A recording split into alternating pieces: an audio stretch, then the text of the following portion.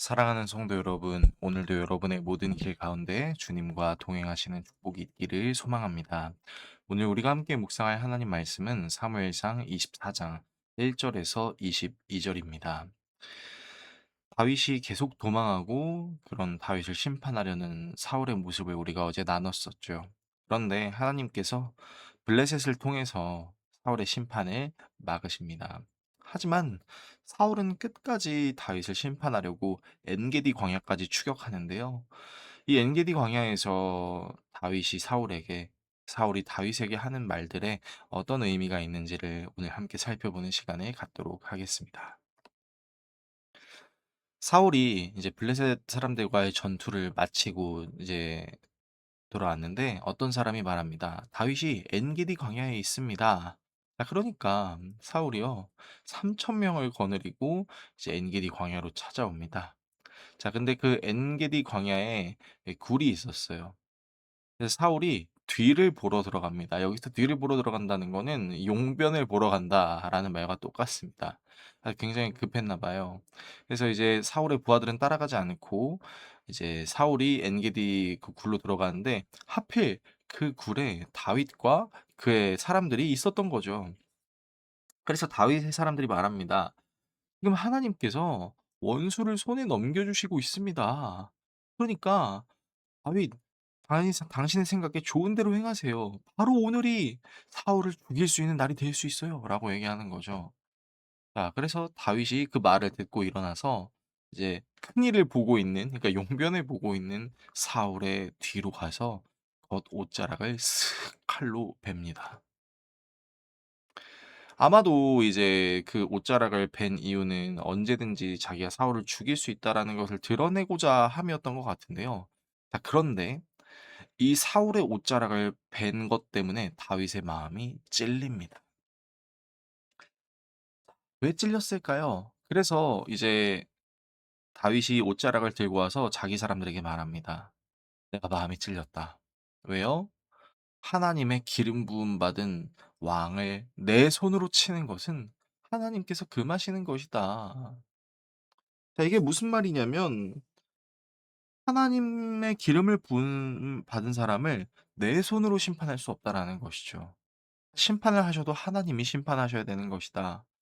사울이 굉장히 밉고 사울이 굉장히 죽이고 싶은 사람인 건 맞지만 그 사람의 인성과 그 사람의 어떤 기질과는 다르게 그 사람을 세우신 하나님을 경외하는 마음이 다윗에게 있는 거죠. 그래서 다윗이 이 말로 자기 사람들을 금합니다. 그러니까 "우리 이러면 안 돼."라고 딱 얘기하는 거죠. 그래서 이제 사울이 용변을 보고 나서 이제 굴에서 나왔을 때 다윗도 따라 나옵니다. 그리고 뒤에서 사울에게 외칩니다. "내 주 왕이여." 그리고 이제 사울이 깜짝 놀라서 뒤를 돌아보죠. 그래서 다윗이 땅에 엎드려 절하면서 얘기해요. "사울 왕이시여 어째서 다윗이 왕을 해치려고 한다라는 사람의 말을 들으십니까? 어떻게 들으십니까? 오늘 하나님께서 이 굴에서 왕을 내 손에 넘기신 것을 왕이 아셨을 것이니이다. 어떤 사람이 나를 권하여 왕을 죽이라 하였지만 내가 왕을 아껴 말하기를 나는 내 손을 들어 내 주를 해하지 아니하리니 사울 왕은 하나님의 기름 부음 받은 자이기 때문이다. 라고 얘기하는 거죠. 그러면서 이제 손에 들고 있는 옷자락을 보여줍니다. 왕을 죽이지 않았습니다. 겉옷자락만 베었습니다. 내 손에 악이나 죄가 없는 줄을 오늘 아실지니이다. 왕은 내 생명을 찾아서 해치려고 하지만 나는 왕에게 범죄한 일이 없다. 그러면서 다윗이 이런 말을 해요.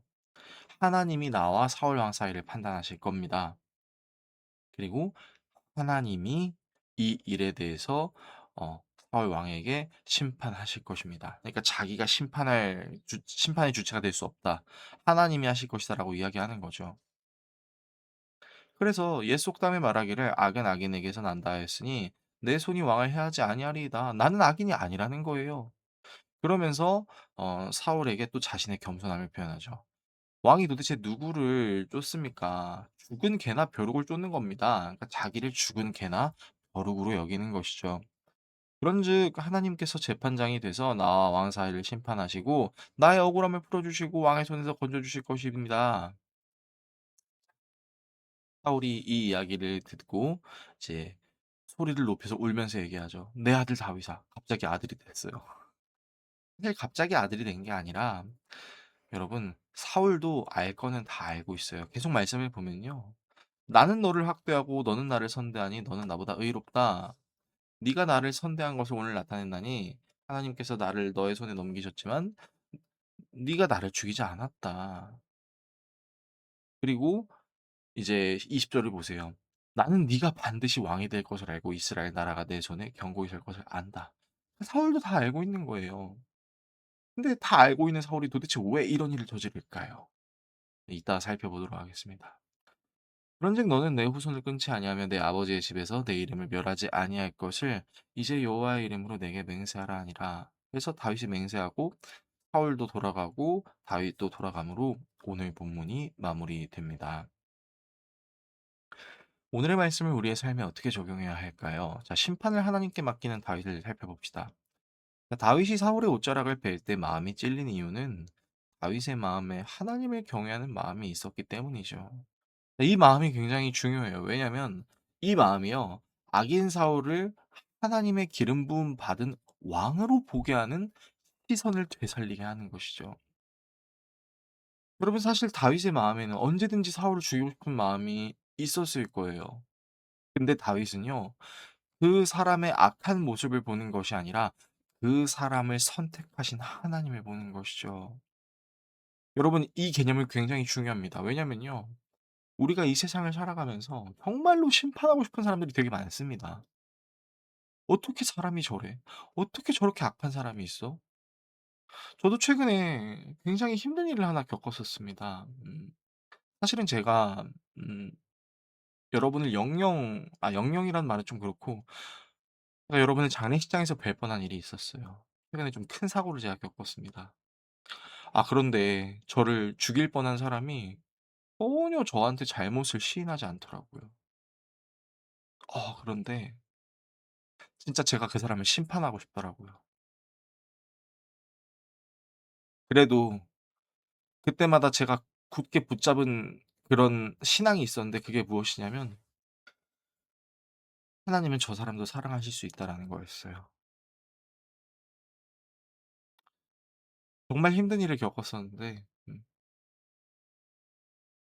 그리고 이 마음을 주신 하나님께 요즘 감사하면서 지내고 있습니다. 여러분의 마음속에도 되게 심판하고 싶으신 분들이 있을 겁니다. 그런데 여러분의 마음에 하나님을 경외하는 마음이 있길 바랍니다. 여러분 어쩌면 사울을 죽일 수 있는 기회를 주실 수 있는 분도 하나님이실 수 있죠. 하지만 다윗은 자신이 심판하려고 하지 않고 하나님께 심판을 맡기죠. 자, 심판의 자리를 넘보는 사울을 생각해 봅시다. 사울이 다윗을 심판하기 위해 드리는 수고는 상상 이상이죠. 그는 블레셋과의 전투를 마치자마자 3천 명을 동원하여 다윗을 죽이려고 합니다. 사울은 다윗이 자신의 뒤를 이어 이스라엘의 왕이 될 것이라는 것을 알고 있었음에도 불구하고 근데 왜 사울이 그렇게 자꾸 이상한 행동을 했을까요? 이는 하나님을 경외하는 마음보다 자신의 욕망을 실현시키려는 마음이 더욱 컸고요. 그 마음이 하나님을 바라보지 못하게 할 뿐만 아니라 악령에 사로잡히게 하죠. 자신의 이기심만을 바라보게 되는 것이죠. 여러분 놀랍게도요. 오늘 본문에 등장하는 사울의 사과는요. 일시적인 것에 불과합니다. 그는 또다시 다윗을 심판하려고 합니다. 여러분 하나님을 경외하는 마음을 끝까지 품으려고 하는 자와 그렇지 않은 자의 차이가 이렇게 크다는 사실을 하십시오. 그리고 여러분들이 아무리 힘들고 어려운 상황과 환경 또 나를 힘들게 만드는 사람을 만나더라도요. 여러분이 하나님을 경외하는 마음을 잃지 않으셨으면 좋겠습니다. 이 사실을 기억하시는 저와 여러분 모두가 될 수 있기를 예수 그리스도의 이름으로 축원합니다. 기도하겠습니다. 우리를 사랑하시는 하나님, 하나님을 경외하는 마음을 통해 심판을 하나님께 맡기는 신앙으로 성장하게 해 주십시오. 누군가를 판단하거나 심판하는 자리가 하나님의 자리를 넘보는 것임을 잊지 않게 해 주십시오. 예수 그리스도의 이름으로 기도합니다. 아멘.